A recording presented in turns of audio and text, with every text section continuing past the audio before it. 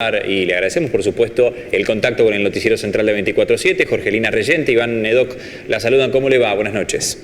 Buenas noches, ¿cómo están? Bien, muy bien. Bueno, le queríamos consultar acerca de este fallo, acerca de esta frase que ha generado polémica en torno a esta denuncia, en torno a este fallo por violación.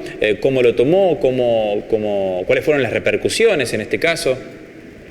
Bien, en principio quisiera aclarar una cuestión por nobleza con mi compañera y mi compañero de tribunal. La sentencia la escribí yo.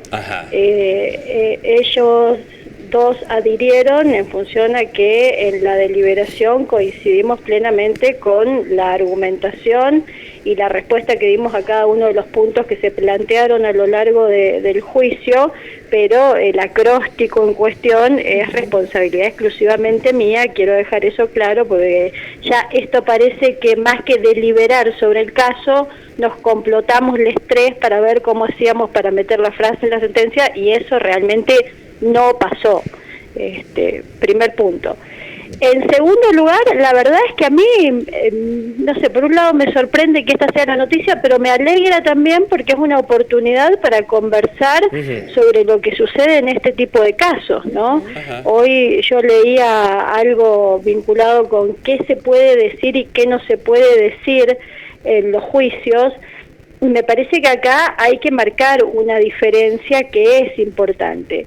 Una cuestión es que un tribunal se sobrepase en sus funciones y rete, que es una palabra que he leído por ahí, a un litigante o a una litigante porque estéticamente no le gusta su presentación. Eso no corresponde para nada.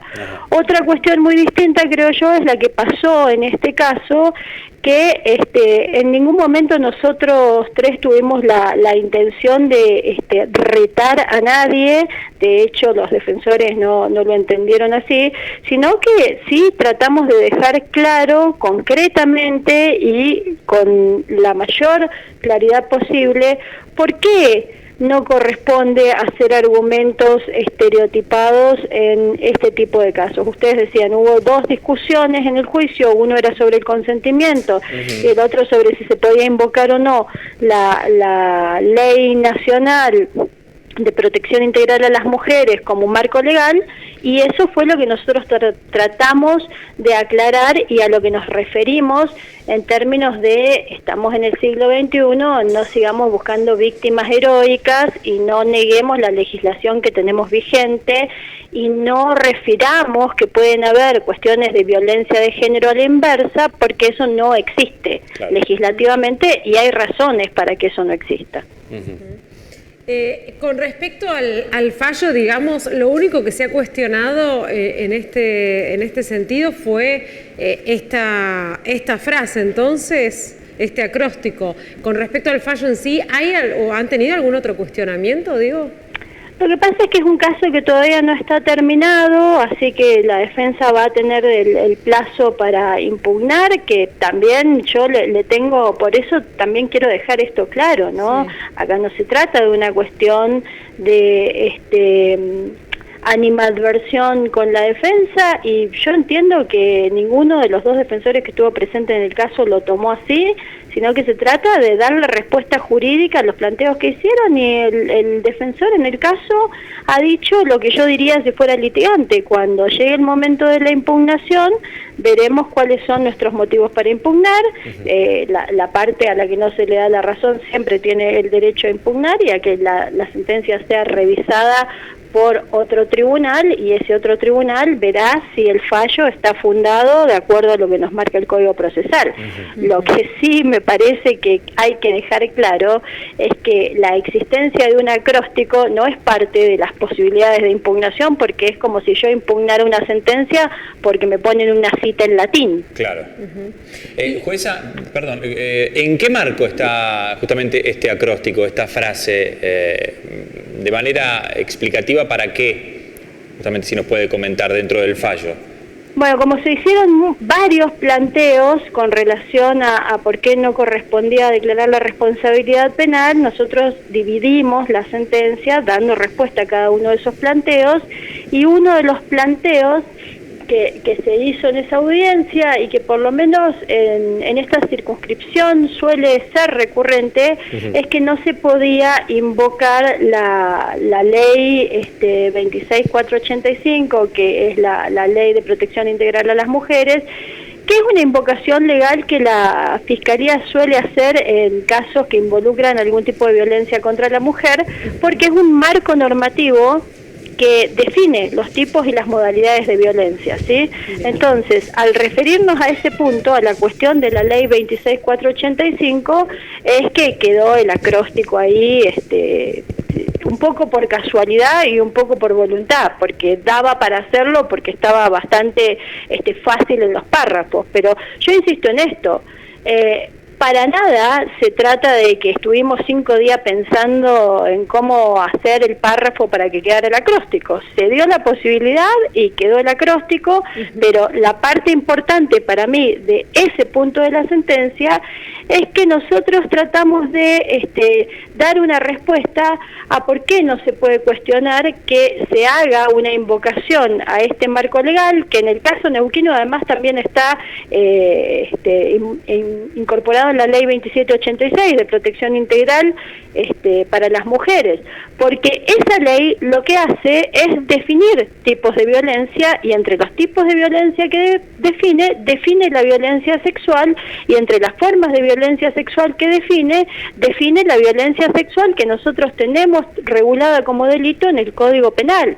Entonces, en última instancia, da lo mismo que se invoque o que no se invoque, es una normativa que es de referencia para el trabajo judicial, y es una normativa que solo nos da una definición. No quiere decir que invocar esa norma implique la posibilidad de una mayor graduación en la pena o una consecuencia distinta, porque nosotros nos tenemos que limitar a ver si se cumplen los requisitos que establece el Código Penal. Eso fue lo que tratamos de explicar en la sentencia, porque muchas veces se dan debates largos y tediosos alrededor de este tema que en definitiva no tienen ningún impacto en la decisión que vamos a tomar con relación a la persona que está siendo imputada, más que el de referir una definición normativa. Disculpen la extensión. Está bien. Doctora, y digamos, usted recién decía que fue un poco por casualidad y un poco adrede, digamos, el uso del acróstico. ¿Tiene un sentido irónico en este caso? Y sí, porque en realidad, y esto también, yo en esto quiero ser muy clara, tanto el argumento de no se demostró que no hubo consentimiento, como la apelación a que no se puede usar esta ley de definiciones, sumado a establecer esta cuestión de, bueno, y entonces si una mujer ataca a un hombre es violencia de género al revés, son argumentos machistas. Por ahí lo que cambia es que en el acróstico dice machirulo, pero son argumentos machistas, y la verdad es que no le veo tampoco demasiado, no sé dónde está la indignación, porque nos tenemos que asumir también como personas que convivimos en una sociedad machista, que nacimos machistas y que estamos en proceso de deconstrucción permanente. Si nosotros no asumimos esa realidad, lo que hacemos es seguirla reproduciendo, y si los operadores judiciales seguimos reproduciendo esa realidad, lo que hacemos es perjudicar a las víctimas y a los imputados o imputadas del sistema de justicia, y esto es algo que no nos podemos permitir en esta época. Entonces, ¿tiene un sentido irónico? Sí, tiene un sentido irónico. Yo he leído sentencias que dicen barbaridades con relación a los litigantes y a nadie se le mueve un pelo, pero parece que cuando movemos un poco la estructura del patriarcado, entonces todos nos ponemos con los pelos de puntas a decir qué barbaridad, no se respetan las formas, esto no corresponde, el decoro y una serie de conceptos vacíos que lo que esconden es nuestra resistencia machista, que todos y todas la tenemos. Leticia, ¿y cree que puede llegar a recibir algún llamado de atención por parte del TCJ? Espero que no. sería una cosa insólita que por esto me hagan un llamado de atención. En todo caso, los 4 vocales y la vocal del TCJ saben que si hay algo para lo que tengo voluntad siempre es para dar explicaciones, porque atrás de una acción siempre hay una intención. Por eso les decía al principio, al final del día me alegro de que esta situación permita poner en debate estas cosas y permita que podamos reflexionar sobre qué decimos y qué callamos en los procesos y en las sentencias judiciales. Así que si a mí los vocales y la vocal me pidieran alguna explicación, gustosa se las daría, pero entiendo que no es una situación que amerite un llamado de atención, porque en definitiva, insisto en lo que les decía al principio, la sentencia no tiene ningún aspecto a cuestionarse a partir de la existencia del acróstico. Bien. Es una cuestión de forma que puede ser novedosa, que puede no gustar, pero que no impacta en definitiva en el resultado y en el proceso de deliberación que tuvimos con el doctor Tomás y la doctora Lupica, que nos hizo llegar a una decisión unánime sobre el fondo de lo que se estaba discutiendo. Es como si me llamaran la atención porque uso un margen distinto o un tipo de letra que no es el del manual establecido por el Tribunal Superior para el estilo de las resoluciones judiciales. Bien, doctora, le agradecemos mucho estos minutos, esta comunicación con nosotros. No, les agradezco yo mucho a ustedes por tomar el tema, porque me parece que es importante que reflexionemos sobre estas cosas. Así que muchísimas gracias y a su disposición.